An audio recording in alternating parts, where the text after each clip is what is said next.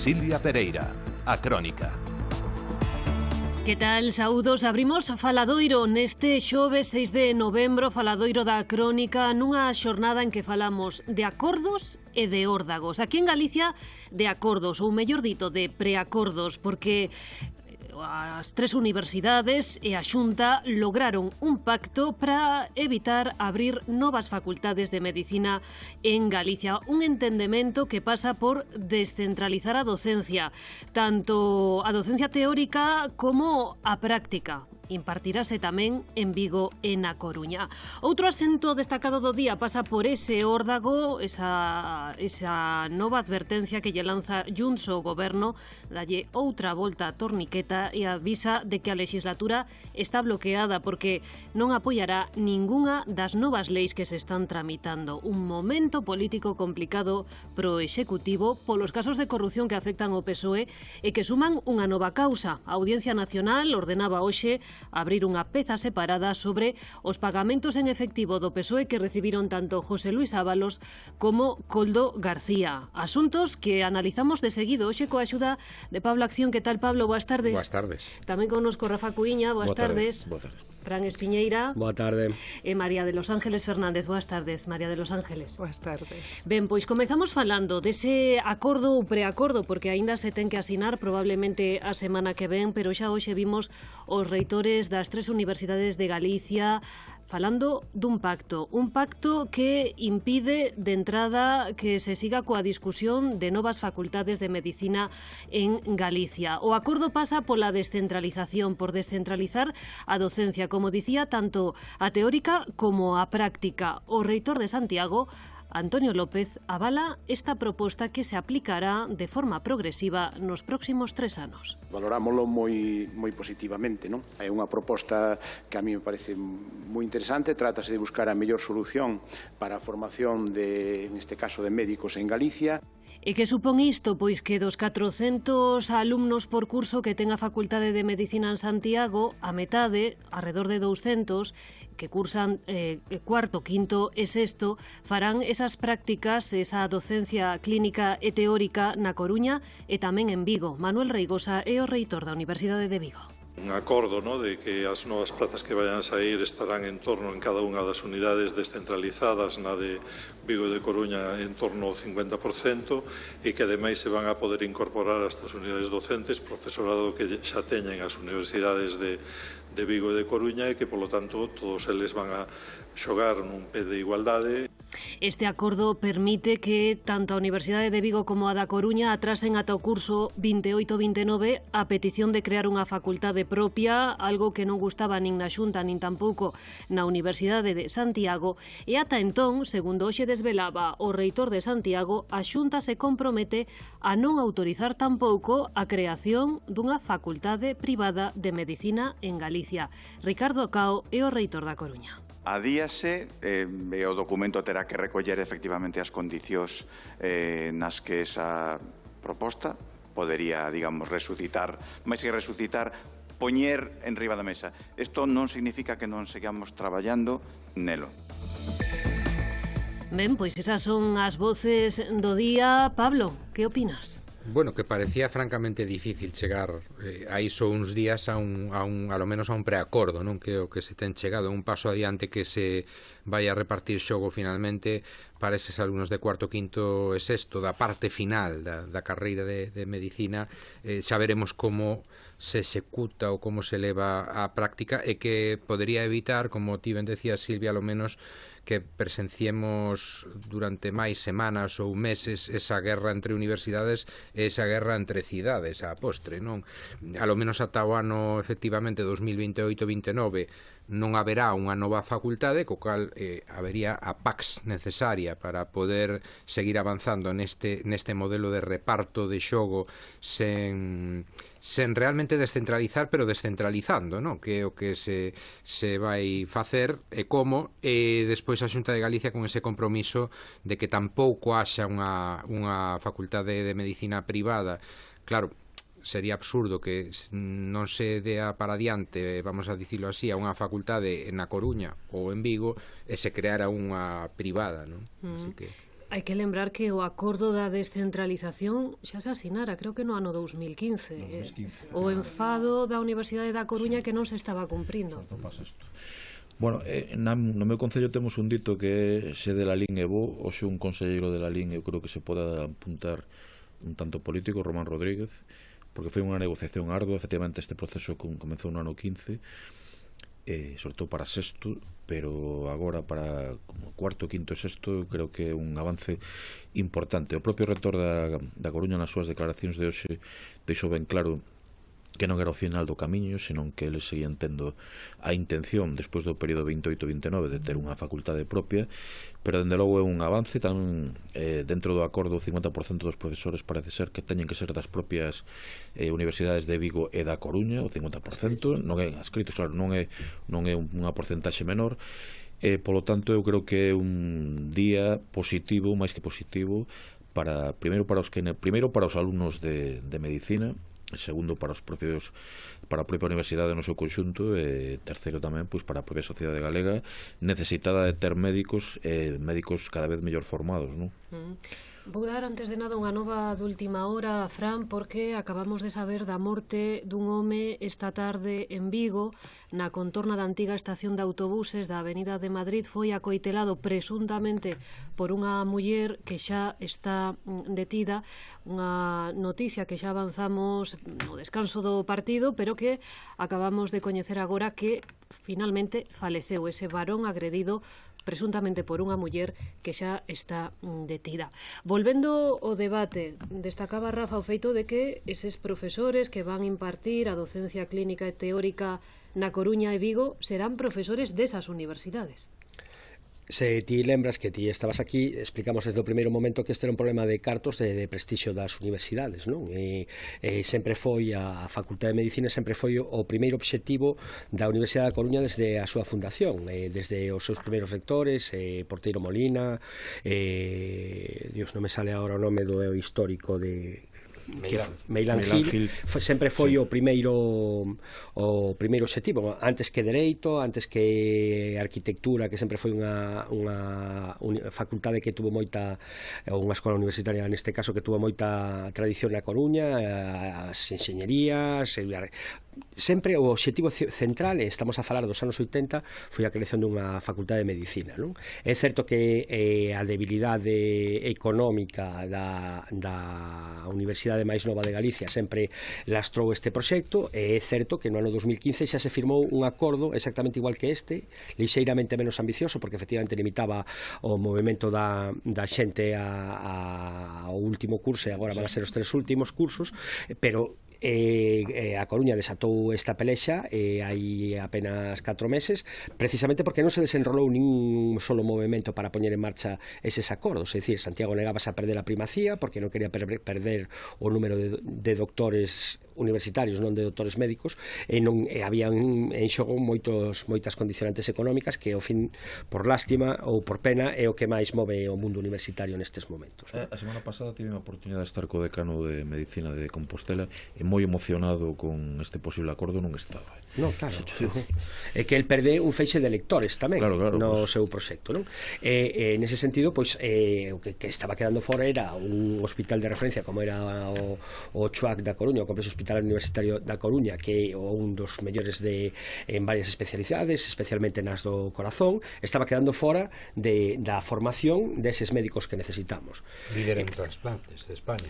Pero non só eso, tamén en diagnose, bueno, teñen moitas que é o mellor que o explica alguén que sepa máis que min, non? Que non é o objetivo. Cal é o problema con todo isto? Que o que estamos a facer é que efectivamente ti estás intentando poñer portas ao campo, é dicir, a Xunta pode se comprometer hasta as vindeiras eleccións que ten garantido que vai poder decidir ela, que se van a conceder novas titulacións ou non, pero ti non podes limitar a competencia por moito que te empeñes, porque tarde ou cedo vai haber unha lei ou unha norma ou unha resolución judicial que lle vai a dar competencia ao que queira instalar a universidade privada, e haino, porque o verdadeiro motivo de que estoupara este conflito agora 10 anos despois foi a ameaza hipotética de que a banca na súa Universidade da Coruña poidera instalar esa titulación, non? Iso, pois, evidentemente, para a Universidade da Coruña era un mazazo, porque supoñía quitar un motor principal ou darlle á universidade privada un motor de captación de talento tanto de docente como de alumnos que podría perjudicarlle a súa proxección no medio e longo plazo. Efectivamente, a Universidade da Coruña, que está profundamente politizada dende hai máis de 20 anos, clara en unha liña de esquerda moi esquerda. Hasta quitan as bandeiras e cousas desas. Non, pero non falo das bandeiras. É dicir, Ricardo Cao ten unha afinidade evidente co mundo das mareas, Armesto foi directamente alto cargo do Bloque, Julio Abalde foi deputado do Partido Socialista e agora é subdelegado do Goberno. É dicir, non estamos a falar... E o teu gran amigo anterior alcalde de Coruña tamén Dalí procesal, me parece. No, é decano. Xulio Ferreiro. Sí, é decano, forma parte do Consello de Goberno, que tamén forma parte destes faladoiros, Rafa. Sí, amigo meu, hai moito tempo. No,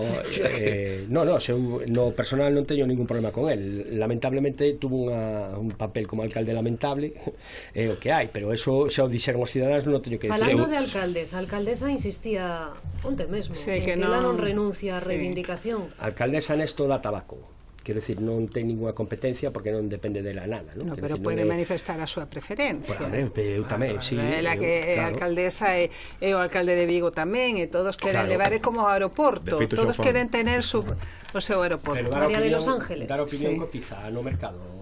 Aquí o tema, o que quería acabar de decir nada máis con eso, é que simplemente que limitar as titulacións pareceme unha osadía por parte de calqueira administración, porque o que deberíamos fomentar era a competencia e a calidade, non? Eu creo neso moito nesas situacións.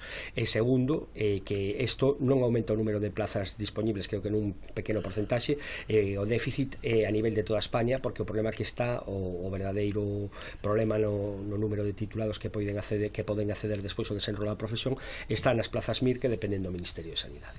E que ten eu he seguido este debate con moita curiosidade, porque penso que se o baixas a rúa, a calle, plantexas con a xente sente que faltan médicos. Estaba revisando 105 días para ser atendido por un especialista. Xa non vamos a falar de as listas quirúrxicas, non? Que eu teño aí un tema. E por eso que eu penso que estou de acordo contigo que as titulacións non habría que frenalas, pero no caso de medicina sí, porque é unha titulación moi especial, está en xogo a vida, non? Entón, non é o mismo que cualquier outra titulación, pero dito isto... En todas está en xogo a vida de alguna maneira. Pero en unas máis que outras, bueno, non calquera... formación de excelencia. Claro, excelencia, por eso aí o problema é o que estamos a falar. O problema non está tanto na docencia universitaria, que hai un altísimo nivel, e de feito dan as clases dan aos mellores especialistas que hai, eso sabémolo todos, senón está despois no tema das plazas MIR, que eso é unha cousa de dotación presupuestaria que depende dos políticos, non da calidade dos educadores, non dos educados. Pero eu penso, eu estou de acordo contigo, ten que haber competencia, é unha anomalía tamén. Estaba revisando unha información que saiu onte na Voz de Galicia de todas as comunidades autonómicas que ten titulacións en universidades públicas e privadas. 9 delas ten titulacións en universidade privada, non? Entón, máis temprano que tarde isto ten que rodar de alguna maneira, pero eu penso que a xente da calle dirá, pero non, faltan médicos. Temos que esperar non sei canto tempo por ser atendido por un especialista. Temos que esperar non sei canto tempo, sobre todo en áreas como traumatoloxía, como oftalmoloxía. Entonces, non sei, creo que de repente é un debate moi cupular, non? Moi de cúpula, moi de elite. Si fixéramos un sondaxe desto a ciudadanía, dirían outras cousas. O que pasa, María Ángeles, que eso ten máis que ver co que di Fran, é dicir que o Goberno Central, malia as repetidas peticións da Xunta de Galicia, ten conxelado o aumento de número de plazas MIR, co cal é imposible que cubramos esas necesidades que as hai, como ben decía Rafa, entre outras áreas, pediatría, psicología. No, en atención primaria, que non hai que ir a especialidades, que a atención primaria é un drama. E hai un factor moi importante en todo isto que sobre a Facultade de Medicina, que é a dotación económica. E máis que iso, Despois o mantemento, é dicir, todos vemos que as tres universidades están constantemente pedindo máis cartos á administración, porque non dan cuberto xa o que teñen. No campus de Santiago se está a construir unha facultade de farmacia, e xa que falabades antes da Universidade Intercontinental da Empresa de Abanca, ven de poñer aí nada en marcha a Facultade de Psicoloxía, está poñendo en marcha a Facultade de Enfermeiría, e o seu gran sono sería efectivamente ter unha Facultade de Medicina. É que hai unha gran cantidade de rapaces da Coruña, eso está documentado nos estudos da Conferencia Universitaria, que xa non é que se vayan xa a Madrid ou a Barcelona ou a Navarra como se iban antes de forma habitual. Pero iso ten máis que ver co distrito único. No, ten máis que ver coa falta de plazas. Quero dicir, cando non consiguen plaza aquí, porque a nota de Santiago é altísima, porque é moito superior a demanda á capacidade que ten a Universidade de desenrolarse, eu coñezo xente que está estudiando en Valladolid, que non é que sexa... Claro, por eso, quero dicir, que en Sevilla, en Valencia, o sea, sitios que xa non é só que antes que ibas a buscar o mellor especialidades concretas, pois a Navarra, a Barcelona ou a Madrid, e que agora mesmo xa estás a falar de cidades que son do rango das cidades galegas, ou máis pequenas aínda incluso que as cidades galegas, e que si teñen acceso a ese tipo de universidades, e que ti non podes competir con elas, estás perdendo talento, porque ao final eses rapaces, onde van a acabar de formarse? Nos hospitais desas zonas, non nos hospitais. E acabarán traballando ali. Titulacións e outra cousa máis, públicas. dicíamos que faltan psicólogos. En Galicia só hai unha facultade de Psicoloxía que está en Santiago que ten 150 prazas en total. Esa é a realidade, e a única opción que existe para os alumnos que queran cursar esa carreira que forma profesionais que necesitamos é a facultade privada da Universidade Intercontinental da Empresa de Abanca, que ten uns prezos que non están ao alcance de todo o mundo, claro. Dicía eu do distrito único, porque non teño aquí o decano para preguntarlle, pero creo que boa parte dos alumnos de Medicina da Facultade de Santiago non son galegos, veñen de outras comunidades. Sí, tamén, sí. Porque... No, que eso vai por ranking, e que a min eso pareceme ben que haxa competencia, que haxa que se prime elexir os mellores, porque efectivamente é unha carreira que ten un impacto moi importante na vida das persoas. Quero dicir, eu prefiro que me atenda alguén que sexa sobradamente cualificado que non un chaiñas que atopemos por aí de calquera maneira. Insistir que esta descentralización tampouco supón un aumento exponencial de plazas. Creo que son un 10% de plazas. Sí, creo que non chegaba ao 10%, ou rondaba o 10%. Haberá que ver tamén a letra pequena, porque, insisto, o último acordo que data do 2015 non se desenrolou nada, co cual, o sea, que hai que confiar é que agora pois haxa algo máis de presa. É a súa corrección do 2024, de outubro do 2024. Sí, pero por eso quero dicir que estamos a falar que non, o sea, que este lío se monta precisamente porque non porque de repente alguén descubra, oye, que hai un acordo sin cumplir do ano 15, montase porque empeza a circular o rumor de que a banca quere captar esa titulación, e non só a banca. O que me trasladaban hoxe que seguramente querían pechar esta cuestión con día máximo, día 17 deste mes. É dicir, estamos falando entre unha semana prácticamente. É que creo que hai un prazo ademais para solicitar o tema da financiación. Sí, por unha cuestión de plazos. Entón parece que o límite está no día 17, preguntei hoxe por esta cuestión. Ben, pois esperaremos a coñecer o acordo definitivo que, segundo hoxe nos avanzaban, contempla unha vía de escape. É dicir, se este acordo non se cumpre en todos os seus termos, a Universidade da Coruña podería retomar a intención de solicitar unha facultade de Medicina.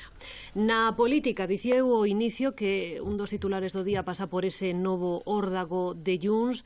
Hai xusto unha semana as bases da formación aprobaban dar por roto o acordo de investidura co PSOE, e hoxe dan un paso máis. Directamente a deputada no Congreso Míriam Nogueras dá por bloqueada a legislatura. Anuncia que vai presentar emenda á totalidade de todas as leis do goberno que se están tramitando nas Cortes, con algunha excepción, como por exemplo ese decreto que recolle máis financiamento pros enfermos de ELA. Ela hoxe criticaba que despois dunha semana Pedro Sánchez aínda non explicase como vai gobernar sen o apoio do seu partido. A legislatura de Pedro Sánchez queda bloqueada. Pedro Sánchez non poderá aprobar os orzamentos xerais do Estado español. O goberno do Estado español perdeu, por tanto, a súa capacidade legislativa. Iso para PSOE Sumar é un baño de realidade. Se se chega a un acordo, debe cumprirse. E se non se cumpre, non podemos seguir dando oxíxeno en forma de votos de Junts. Míriam Nogueras non aclaraba hoxe se apoiarían unha moción de censura, tampouco pediu eleccións anticipadas. O goberno ten o botón para convocar eleccións. Se considera que paga máis convocar eleccións que cumprir cos cataláns, haberá eleccións. Iso é unha decisión do goberno, non de Junts. Pide Junts ao goberno que cumpra o xa pactado e hoxe sobre esa petición o ministro de Economía, Carlos Cuerpo, dicía que van seguir negociando con Junts lei a lei e que o goberno cumpre. Vamos a seguir trabajando ley a ley, entendiendo que todas estas leyes que queremos llevar adelante suponen una mejora en el día a día de los ciudadanos y vamos a entrar en esas negociaciones, esperemos que constructivas, con todas las fuerzas y por parte del Gobierno, de nuevo, seguir en la misma línea de cumplimiento de nuestros compromisos con todos los socios y de todos los acuerdos que hemos hecho con ellos. Chegados a este punto, moitos preguntaránse se a legislatura está ou non finiquitada. O certo que Aina Vidal, de Sumar, líder dos comuns, deputada dos comuns, dicía que para nada. Tamén acusaba a Junts de estar facendo unha especie de política ficción. Para que mejore la situación en Cataluña como en el resto del Estado, estas leyes que están vetando son necesarias y tarde o temprano tendrán que sentarse a negociar. Es o eso o abrazarse de forma definitiva a Vox y al Partido Popular. O Partido Popular, entre tanto, pide a comparecencia urxente do presidente do Goberno no Congreso para explicar como pode garantir a gobernabilidade de España, porque din este último anuncio de Junts o que fai é constatar que a maioría da investidura está rota, que xa non existe e piden un adianto electoral. Escoitamos a Cuca Gamarra. Y hoy creo que a nadie se nos ha escapado que todavía se ha agudizado más cuando un partido socio del Gobierno pues le niega su apoyo para seguir avanzando. En definitiva, estamos en una legislatura que es un error, es una legislatura agotada, está acabada y, por tanto, solo unas elecciones lo resolverán. Pois sobre este novo pulso de Junts, o comentario de Elías Feixóo. Boas tardes. Boa tarde, Silvia, ouvintes da Radio Galega. Há 10 días preguntaba se as últimas frases de Puigdemont anunciando a ruptura deixaban, aínda que non o parecía, unha porta aberta. O Partido Socialista debe reflexionar, explicar de que maneira pensan continuar, dicía Puigdemont. Nogueras reata aquela secuencia ao afirmar que Sánchez debería ter explicado como ían gobernar e non o fizo. Afirman que esperaban avanzos concretos que non chegaron. Dan a legislatura por bloqueada, que non acabada. Junts bloqueará todas as iniciativas legislativas do Goberno, menos algunhas que estaban xa pactadas, a lei do cinema, a de atención á clientela, a de economía social ou o Real Decreto da ELA. Algunhas que dependen dos fundos millonarios da Unión Europea. Orzamentos bis, chamounos Sánchez, e este sí que urxen a Sánchez, caso da Lei de Mobilidade Sustentável. Legislatura bloqueada, máis ou menos. Legislatura, en boa parte, pode ser. Goberno, non. O Goberno xa ten dado mostras da súa vontade de continuar mesmo sen orzamentos e non habendo moción de censura sobre a mesa. O PSOE pode até pactar algunha das medidas pendentes con Junts e este poderá presentala como unha conquista que falta lle faz no contexto político catalán. Haberá maiorías de bloqueo, xa as había, por diferentes vías e partidos, mas non há maiorías alternativas. Só no caso de que un novo partido da maioría de investidura, alén de Junts ou Podemos, reclame eleicións, poderá perigar políticamente o mandato de Sánchez. Junts ten unha posición complicada, sen quase espazo entre diferenciarse do mundo que apoia a Sánchez e non aparecer con PP e Vox, tanto no Estado como en Cataluña, o que pode explicar este anuncio de bloqueo xeral e non lei a lei. O contexto, con amnistía pendente e a recente sentenza do Tribunal Europeo dos Direitos Humanos contra, non é o mellor para posicións fortes. A cousa está máis difícil para Junts que para o Goberno, excepto que o órdago se eleve de verdade. Un abrazo moi cordial. Unha aperta, Elías, e aínda outra lectura, a de Xosé Carlos Caneiro. Boas tardes. Boas tardes, Silvia. En calquera democracia, gobernar sen presupostos é non poder gobernar. Gobernar sen maioría parlamentaria é non poder gobernar. Conclusión, en España a democracia está devaluada, menosprezada, diminuída ou, non descarten esta calificación, democracia desaparecida. Esta é a España de Sánchez e os seus socios, entre eles, como recordo a miúdo, o BNG. Junts bloquea de modo absoluto o goberno e o goberno, por chamalo de algún modo, nin se inmuta. Saben que Junts nunca apoiará unha moción de censura con Vox. E saben tamén que a palabra de Junts non vale nada, entre outras cousas, porque Junts está liderado por un individuo fugado da xustiza. No goberno imaxinan que se cumpren as exixencias de Junts, Junts volverá ao rego. E se non volve, Sánchez ten a suficiente coraxe para manterse no sillón sen presupostos, sen maioría parlamentaria e, obviamente, sen a mínima decencia, moralidade ou responsabilidade democrática. Claro que o de Junts, e así finalizo a columna de hoxe, Junts tamén pode ser o argumento perfecto para un adianto electoral. Sería a única saída digna para un goberno que fixo da indignidade o seu legado. Señoras, señores, ata o luns, se Deus quer. Ata o luns, Xosé Carlos. Fran, vinxa por aí algún comentario teu sobre isto de Junts. Que está buscando Junts?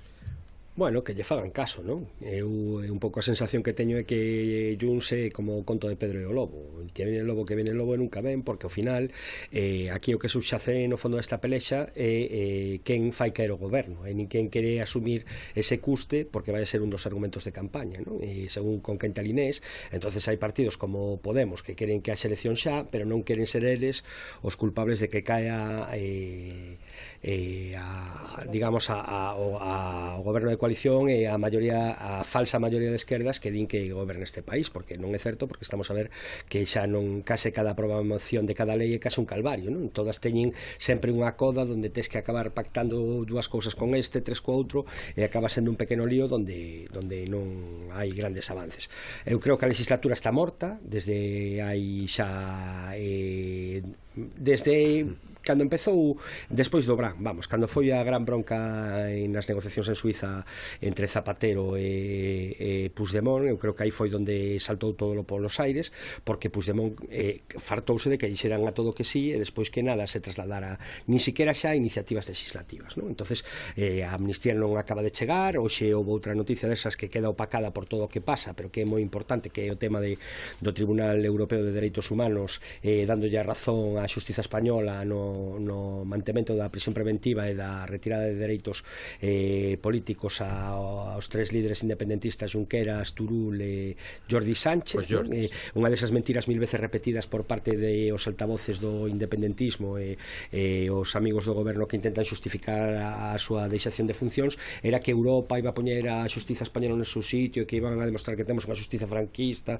terceiro mundista, represora e non se sabe canta. O que ven dicir esa sentenza é que estaban creo que en prisión preventiva non podían presentarse ás eleccións, claro, o sea, como candidatos. Pero o que decía a sentencia, o que pasa é que todo o que se nos vende é que eso era pouco menos que unha opresión, era isto pouco menos que unha dictadura de Idi Amin, non? Ademais, unanimidade de 7 magistrados no Tribunal Europeo de Dereitos Humanos, os 7 votaron o mesmo. Pasa o mesmo que vai a pasar o vindeiro día 13 coa primeira das resolucións judiciais que lle afectan a Carles Puigdemont, non? Do tema da malversación e todas estas cousas, que xa é un anticipo que xa formulou o abogado xeral do Tribunal de Xustiza da Unión Europea, que non é exactamente igual que o Tribunal Europeo de Dereitos Humanos, pero que todo eso está previamente documentado, hai unha serie de informes, hai unha serie de documentación que os únicos que non a queren ver son os que queren manter a ficción que é na que estábamos instalados de que a amnistía primeiro chegaba en maio, en xuño xa iba a estar Puigdemont en España, despois en setembro, despois iba a pasar as Navidades, ahora xa imos pola Semana Santa. No, veu, pero volveu marchar.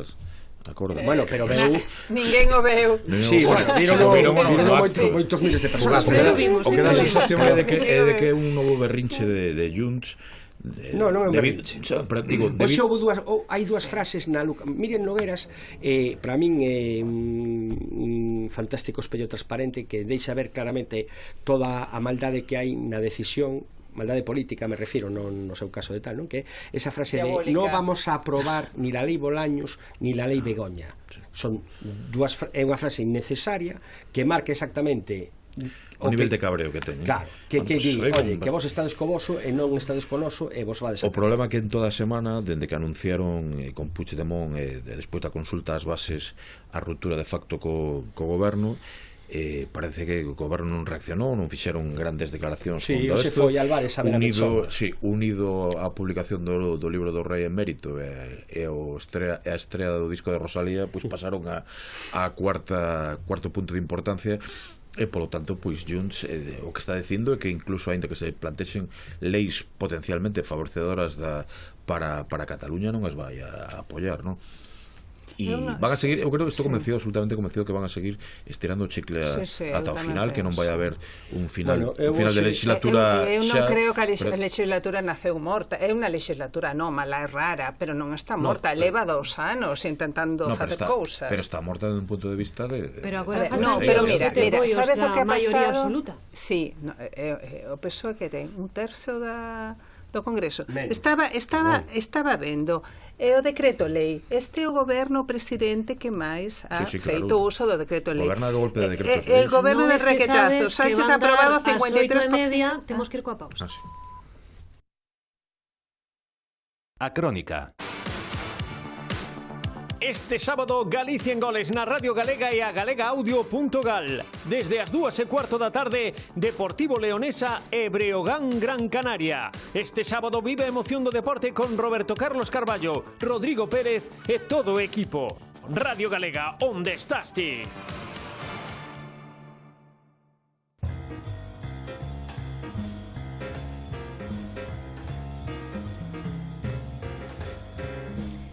Estábamos comentando ese novo órdago de Junts. Dicías, María Ángeles, que non crees que a legislatura este acabada? Non penso que naceu morta, naceu como naceu, baixo o que din Levinsky e Giblats de a tiranía das minorías, que é a nova fórmula para entender o que pasa con as poucas democracias que van quedando no mundo, cada vez temos menos democracias, donde grupos moi pequenos chegan a ter unha capacidade xa non de xantaxe, sino de extorsión tan grande que vemos o que vemos, pero eu penso que eu non sei, o manual de resistencia foi toda unha declaración de intencións, o sea, van a tirar dos decretos leyes. Busqué a información, 53% de sus leyes tras el rechazo del Congreso con decretos leyes. Pero os decretos leyes teñen que ser convalidados no plazo máximo dun mes no Congreso, e non se vai a convalidar ningún, co cual todo este paripé que está facendo ahora Yolanda co Estatuto do Becario, todo este paripé de tal, todo eso é propaganda, xa estamos en campaña electoral, é dicir, isto é todo o que queremos facer. Pero eu hoxe había informacións incluso de que Pedro Sánchez dera ordes de retirar a posibilidade de presentar os orzamentos, non? E eu creo que é o lógico, porque o único que faría evidentemente sería o ridículo unha vez máis. Pero que antes de presentar os orzamentos ten que presentar o teito de gasto que xa yo van a tumbar, quero dicir, o sea que a ficción dos orzamentos que temos falado aquí algunha vez era unha ficción desde o mesmo momento que se lle pasou pola cabeza a alguén decir que os iba a facer. Pero por terceira vez, non é inédito, non é a primeira vez que pasa. Sí, é a primeira vez que pasa, nunca pasou. Non ten presupuestos? Sí, 3 anos seguidos nunca pasou. Non, pero leva 3 anos seguidos. Claro, por eso, non é a primeira vez. No, claro, é a primeira vez que vai a pasar. 3 anos seguidos. Claro, sí. Pablo. Pois eu sí que observo certa diferencia entre esta ameaza e as anteriores de Junts, porque a marxe cada vez máis estreita, case xa é nula para este goberno, non? Sánchez e os seus acólitos aferran o poder, non quere convocar elecciones o presidente. Junts anuncia que vai votar todas as leis, entre elas esas 20 leis que necesita aprobar o goberno para acceder aos fondos europeus pendentes, non? Que son moi importantes para España. Junts tamén está bloqueando os presupostos xerais do Estado e ao mesmo tempo Junts non abre tampouco a porta a unha posible moción de censura que presente o Partido Popular que apoie Vox, nin sequera a unha posible abstención. Malia que Alberto Núñez Feijóo xa dixo desde o principio que se esa moción de censura se presentara e triunfara, sería para convocar inmediatamente eleccións. Eu vexo o goberno máis descolocado que nunca, fora de xogo, absolutamente en fin, que non se dá conta de que Junts non vai de farol, é como esas persoas que esos homes que lles deixa a moza, pero eles siguen insistindo e tal, aínda que ela xa lle dixo claramente que non quere saber nada del, el sigue insistindo, non, pero está enamorada de min, me quere, volverá conmigo, en fin. Sánchez busca o que se chama agora unha fiestra, unha ventá electoral. Se fala agora de que está agardando, deixando correr o tempo, como sempre, con ese manual de resistencia, para chegar a febreiro, que van sair bons datos do desemprego, en fin. Non sabe a que cravo agarrarse. Pasa que parece ser que esta fin de semana vai sair unha enquisa do Observatorio Catalán, parece ser que é demoledora coas posibilidades de Junts, non? E creo que tamén seguramente están reaccionando a esta situación e o que está estamos vendo que os dan que igual que está pasando con Vox no conxunto do Estado para a semana, porque os cataláns son organizados e como é un organismo público non traballamos fin de semana. Sí, pero digo que igual que Vox está aumentando tristemente, debo decir, exponencialmente no conxunto do Estado español, tamén a Alianza Catalana en Cataluña, e isto ten moi preocupado a Junts, evidentemente, non? Por certo, non sei se se bichedes a última do CIS que é divertidísima, é dicir, o Partido Socialista xa casi duplica o Partido Popular. Pero bueno, se foi o do mes pasado, nesta xa o triplicará, o sea, que non é... probablemente. No, o que pasa é que eso que demostra precisamente a debilidade do goberno, non? Porque se en algún momento o goberno se crea os seus propios datos, o sea, estaría convocando eleccións no minuto...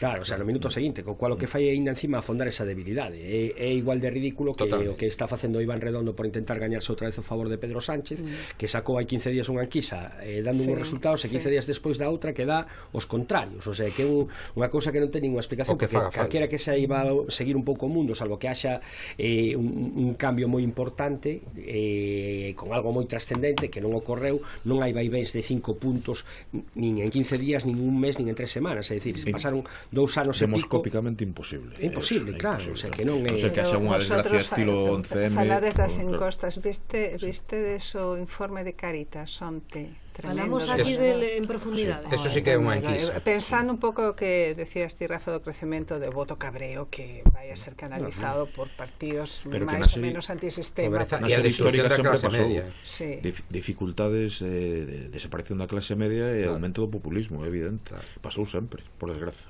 Hai outro elemento que tamén pode influir no sentido do voto e son eses casos que están baixo investigación. No caso do PSOE, investigados por corrupción 2 exsecretarios de organización do partido, Santos Cerdán e José Luis Ábalos, e hoxe mesmo o xuíz da Audiencia Nacional que leva o caso Coldo aceptaba o convite, digamos, que lle facía a semana pasada o Tribunal Supremo. Vai investigar se efectivamente eses pagamentos en efectivo que recibiron do PSOE José Luis Ábalos e Coldo García puideron ser en realidade un branqueo de cartos. Fran. Temos aí recente as testemunhas de Mariano Moreno, antigo xerente e agora director presidente de NUSA, Empresa Nacional de Uranio, o primeiro non enxeñero que a preside, e de Celia Rodríguez, que era a secretaria executiva do Partido Socialista, diante do xuiz, donde todo isto de non me acordo, non me lembro, en realidad non era así, isto, onde veñen estes billetes de 500, no, pero non só pagamos en billetes de 50, hai unha serie de contradicións que é evidente que hai unha sospeita en riba da mesa, hai unha empresaria que di que levou cartos en efectivo a Ferraz, hai unha serie de constructoras que Víctor de Aldama sinala que pagaron fondos a cambio de adxudicacións, e hai evidentemente unha serie de pagos que están acreditados xa nos informes da UCO, que saían as follas aí con todos os seus garabatos ou os seus números todos postos, onde se ve que hai un movimento de cartos que non se corresponde cos ingresos. Entonces hai evidentemente hai serias sospeitas de que non se fixeron ben as cousas, e aí eu creo que hai que vai haber materia para que se investigue, e creo que ademais, para desgraza do PSOE, pois xa van a poder ir desempolvando outra vez o argumento do Laufer, porque Ismael Moreno é un deses xuíces que formiguiña, quero dicir, é un destes que está moi alonxado dos focos, que non participa de charletas de conspiración e destas cousas, pero que el todos os casos que vai collendo, da igual que sexa de terrorismo, que de delitos financeiros, que de tal, sempre acaba empapelando a bastante xente, non? Eu creo que neste caso concreto, pois cando xa tes o propio presidente do goberno que é incapaz de decir canto cobrou e por qué, en que período, algo tan sinxelo como ti tes unha nota de gastos e pedirlle ao xerente que che saque as notas de gastos que pasache nos últimos 5 anos ou nos últimos 8 ou no último cuarto de horas que queiras, pero non ten ninguna complexidade técnica hoxe en día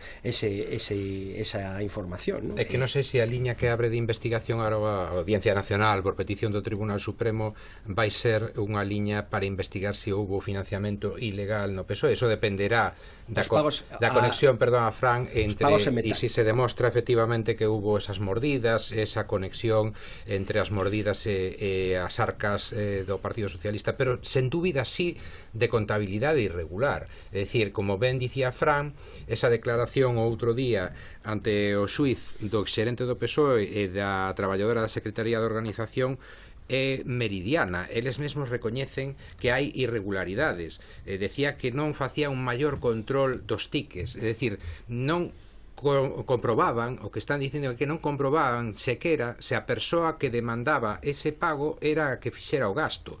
E por outra banda, esa é así. Non digo porque ao propio Coldo a xerente en algunha ocasión parece que lle reclamou dicindo, oiga, esta nota é que non é nin de ninguén do Partido Socialista. Bueno, peor, intentaran ya quitar. Por eso digo que non é peor aínda, claro. Déxame que remato, porque a outra parte da declaración é que o encargado de recoller os cartos deses pagos era o Coldo, que non tiña ningún cargo nin orgánico nin de ningún tipo no Partido Socialista, a súa muller, que xa é algo rocambolesco, ou un motorista. É dicir, como non vai abrir unha investigación a Audiencia Nacional por posible, xa digo, cando menos contabilidade irregular?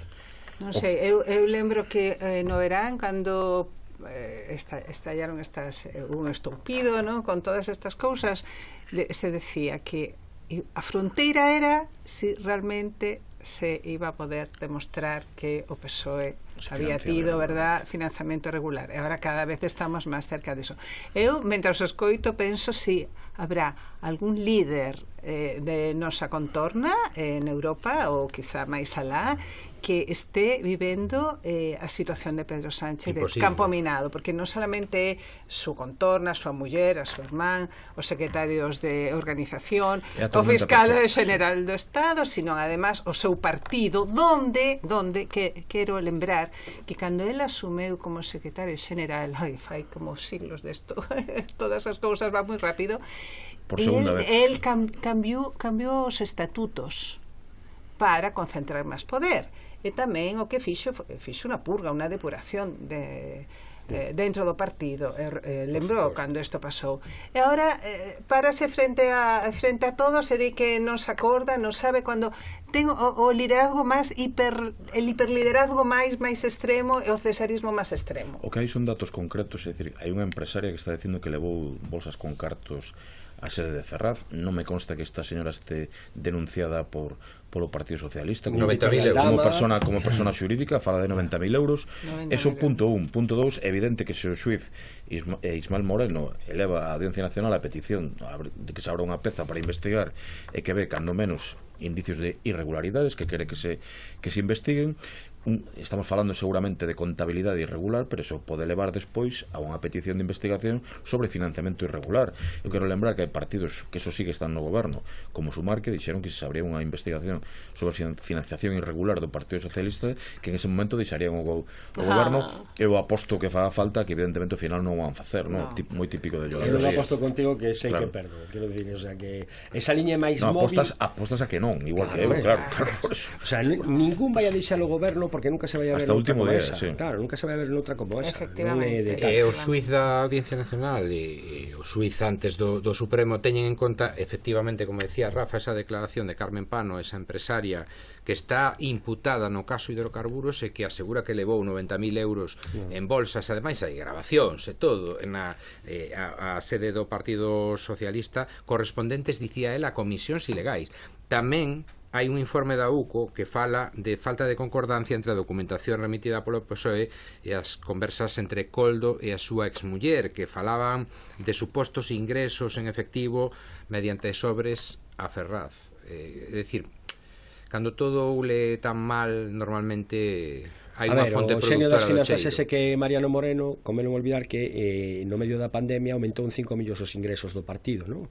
Con un partido que perdeu máis de 80.000 afiliados entre 2017 e 2023. É un gran xestor. Claro, entonces eu non sei que fai ese fulano en Nusa. En esas condicións van a fichar un fondo de inversión. Hai que ficharlo como ministro de Economía, que estamos tardando moitísimo. Ministro de Economía gana pouco. No, pero que faga ese milagro dos panses dos peces todos os días, vamos, a min estáse me tardando. Eu son partidario de duplicar o soldo como ministro ou triplicar. En todo caso, o Partido Socialista de Pedro Sánchez, como moi ben decía, está unha tormenta perfecta, ¿no? Bueno, duplicarle ou triplicarle... Todos teñen problemas que máis que menos, pero dende os tempos de Adolfo Suárez seguramente non haxa un presidente tan acosado e asediado. Campo minado, daste conta, en campo minado. Por tantas circunstancias, e estamos falando, Suárez evidentemente estaba en un período da transición que había outro tipo de problemas, pero o caso de Sánchez é absolutamente inaudito, non? Duplicarlle ou triplicarlle, que decía Fran, é difícil, porque o exxerente do PSOE, lembramos que despois foi a presidir esa Comisión Nacional do Uranio con 30.000 euros de soldo ao mes. 245.000 horas. Non está mal. No. Ben, pois, tendo en conta que en decembro iniciamos, digamos, un ciclo electoral con eleccións en Extremadura, en marzo serán as de Castela e León, en xuño tocan as de Andalucía, veremos si en Valencia hai ou non acordo que evite ese adianto electoral. Non sei se algún de vos se atreve a anticipar cal podería ser un bo momento para Pedro Sánchez para adiantar eleccións, e así sucede, Fran.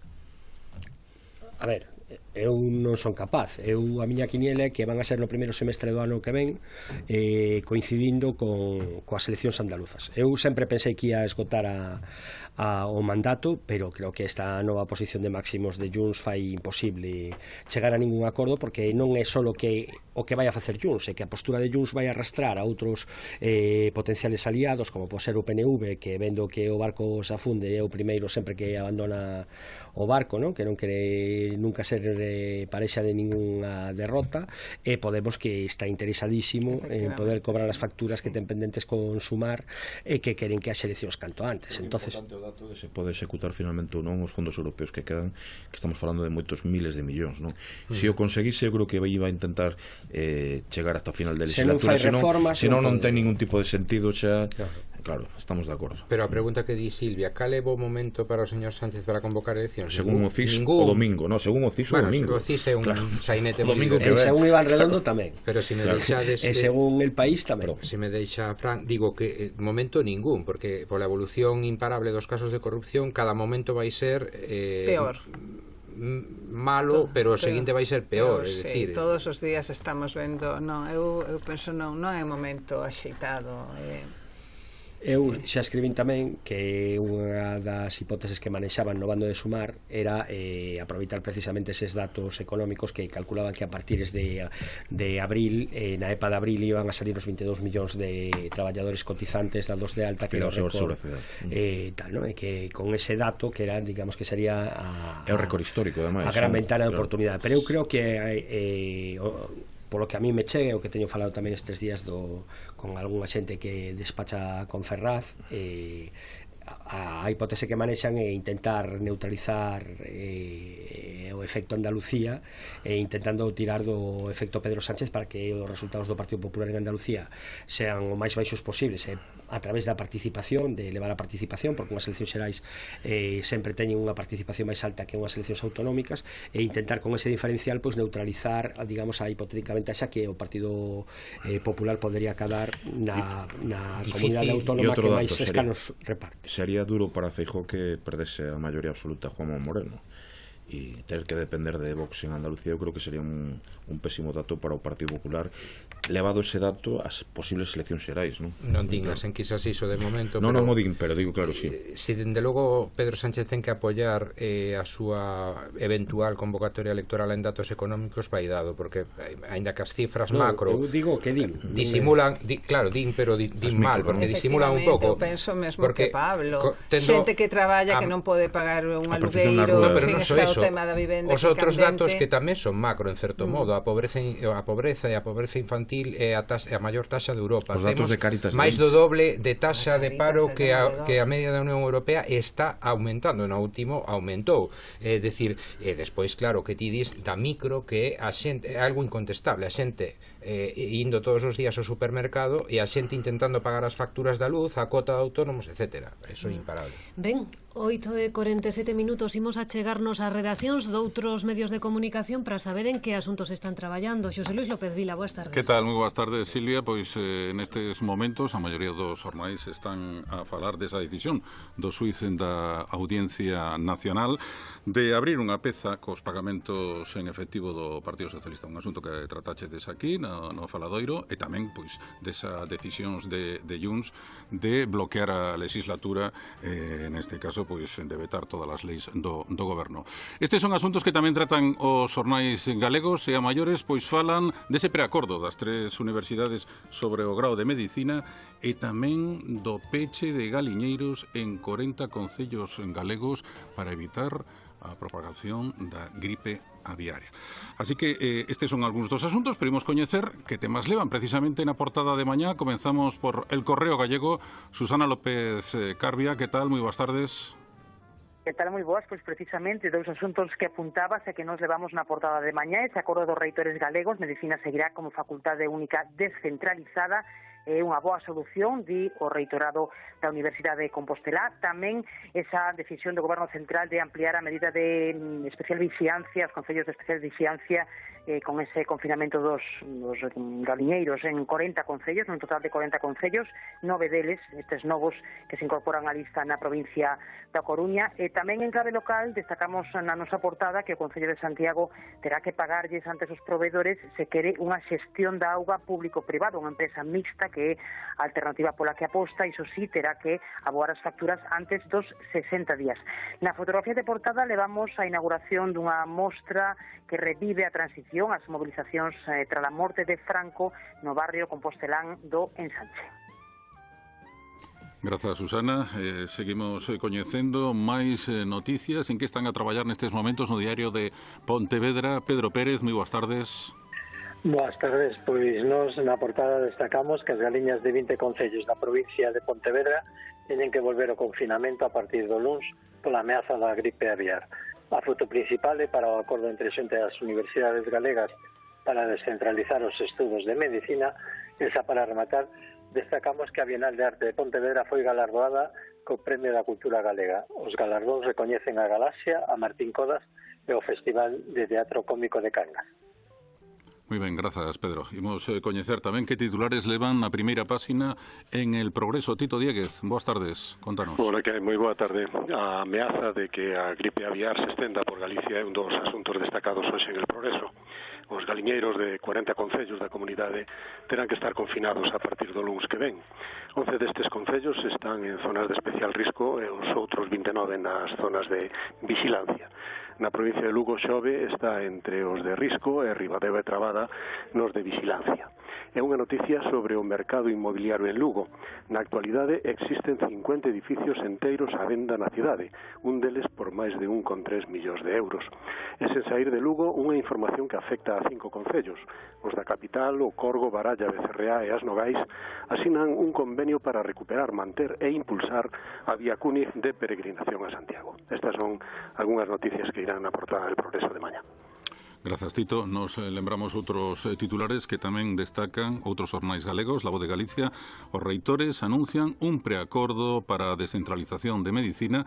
Deste xornal crearánse unidades docentes en Vigo e a Coruña co 50% do profesorado destas universidades. Faro de Vigo di que morre o home que foi apuñalado xunto á bella estación de autobuses. A vítima mortal é un varón de 56 anos que dormía nas instalacións da antiga estación de buses xunto á presunta autora do crime, unha muller de 36 anos que foi detida. Seguimos con máis titulares doutros xornais que se editan en Madrid. El Mundo. Sánchez condena a España a parálise, di este xornal. Sen apoios, sen presupostos, sen leis e cos fondos de Europa ameazados. Junts vetará todo, incluídos os presupostos, e só deixa 3 vías ao presidente: as urnas, pactar co PP ou resistir sen gobernar, di El Mundo. El País. En estes momentos este xornal publica unhas declaracións de Lula da Silva. Forzas extremistas, di o presidente brasileiro, fabrican mentiras para defender a degradación ambiental. Tamén titula o País que o presidente do Brasil abre o cumio do clima en Belén, na Amazonia, ante 53 líderes mundiais. E por último, ABC titula: a Audiencia Nacional abre unha investigación por pagamentos en metálico do PSOE, Ábalos e Coldo. Faino despois de que o Supremo enviara o informe da UCO que falaba de que desde a sede de Ferraz saían sobres con billetes. Estes son os titulares, Silvia. Grazas, Xosé Luis. Ben, a todos estes temas eu sumo un máis por se o queredes comentar tamén, porque xusto nestes días se fan 50 anos da Marcha Verde, que coincide ademais con esa resolución que aprobaba o Consello de Seguridade das Nacións Unidas hai agora unha semana, partidario de apoiar esa proposta de Marrocos de un plan de autonomía pro Sáhara Occidental e acabar así con 50 anos de conflicto, evidentemente unha proposta que non gusta para nada os saharauís.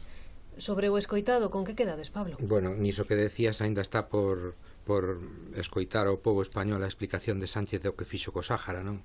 Ainda non o sabemos. Vai un pouco na liña, non? Do aprobado no Consello de Seguridade das Nacións Unidas. Pois non se sabe, porque nunca o explicou. É dicir, eu quedome de todas maneiras con unha nova local, el Correo Gallego, non falaba da situación en Santiago, é dicir, o goberno local actual de Santiago non xestiona, non goberna, paga tarde, e ademais ao final vai unha fórmula público-privada contra o que o BNG votou pestes durante anos, fórmula empregada, por certo, por gobernos do Partido Popular e do Partido Socialista en moitas ocasións, en obras públicas e infraestructuras.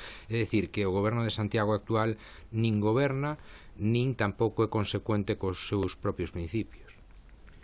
É curioso que Xosé Luis repetiu un montón de temas que evidentemente xa temos en este faladoiro. Tamén destacan casi todos os xornais a cuestión da gripe aviar, que sobre todo no rural é unha cuestión que nos preocupa enormemente, porque ten, para que non vaya máis, porque é unha auténtica hecatombe para o rural galego. Despois, a Marcha Verde, evidentemente, que se fan 50 anos, non é o episodio máis glorioso da historia do exército español. De feito, fuxiron de ali, e eu creo que si é certo que algo ten que decir Sánchez desta cuestión, porque eu creo que hai zonas sombrías en todo relacionado co Sáhara, Marrocos e algún móvil relacionado con Pedro Sánchez, non? E algún día eu estou convencido que se saberá, non? Bueno, nos publicamos mañán unha entrevista co profesor Carlos Ruiz Miguel, que ten o libro máis documentado sobre o aniversario da fundación do Frente Polisario, que se cumple tamén estes días, non? E creo que axuda moito a entender moitas desas claves. Eu creo que efectivamente España virou unha posición histórica de apoio ao pobo saharaui a costa de poñer en risco o abastecemento de gas e o enfrontamento con Arxelia, que se traduciu no lanzamento da ruta balear das pateras, que estamos vendo que aínda que ahora estes días desapareceu do primeiro plano da actualidade o tema migratorio, pero que volverá, que está batindo récords unha vez máis con crecementos por encima do 500% con respecto aos últimos 3 anos.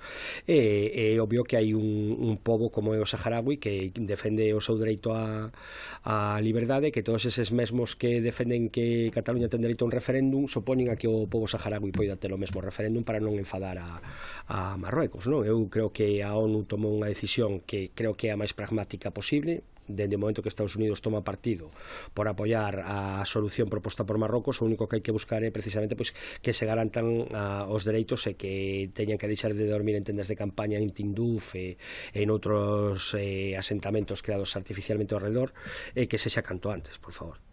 María de los Ángeles. Non tengo moito máis que engadir despois de o que ha plantexado Fran. Eu tamén quedome con a dúda de que pasa con algúns dos socios do goberno que defendían a posición, verdad, do pueblo saharaui, de Sumar e Podemos, plantabas de maneira tan completa tu idea, recordaba, lembraba eso, o sea que outra cousa saharaui no Congreso, efectivamente, miraron para o lado e son...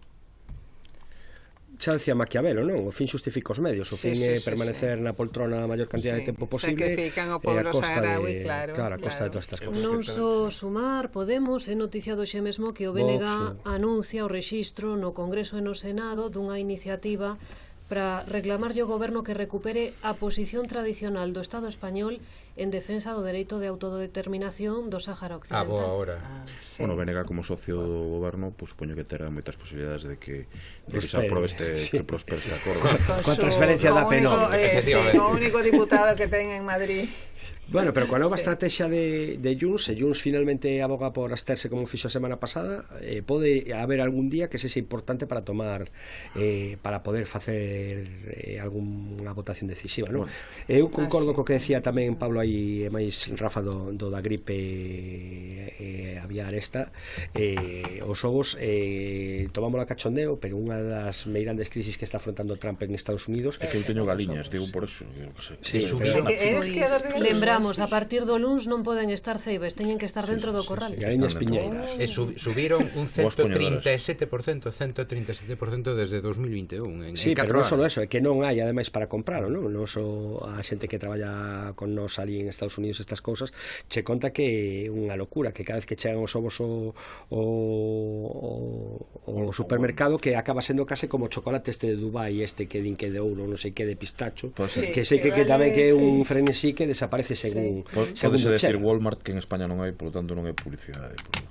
Non sei. Son as grandes Pero áreas. en España tamén está subindo moito o prezo dos ovos, supostamente a 3,80 lin eu outro relacionada con esa gripe aviaria, Que non? máis que vai subir, que máis que vai E subir. Galicia era líder nacional, ou é líder nacional. Sí, que vai ser da nosa tortilla de Betanzos que a mellor se fai na Coruña, como todo mundo sabe, o sea, que non é...